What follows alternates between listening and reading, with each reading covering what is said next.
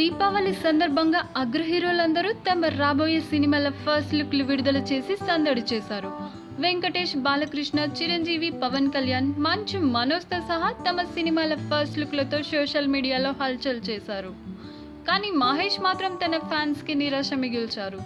ఎంతో కాలంగా ఎదురు చూస్తున్న Mahesh Murugadoss cinema first look Deepavali కానుకగా విడుదల కాబోతుంది అని టాలీవుడ్లో టాక్ వినిపించింది.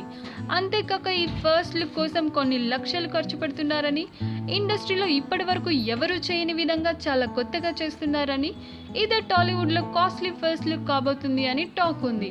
కానీ టైటిల్ విషయంలో క్లారిటీ లేకపోవడం వల్ల లుక్ బయటకు రాలేదు అని తెలుస్తుంది.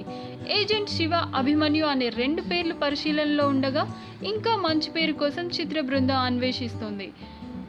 రాబోయే 10 రోజుల్లో ఫస్ట్ లుక్ విడుదల చేస్తామంటున్నారు చిత్ర యూనిట్. ఈ వీడియో మీకు నచ్చినట్లయితే లైక్ చేయండి. మీ విలువైన అభిప్రాయాన్ని కామెంట్స్ ద్వారా మాకు తెలియజేయండి.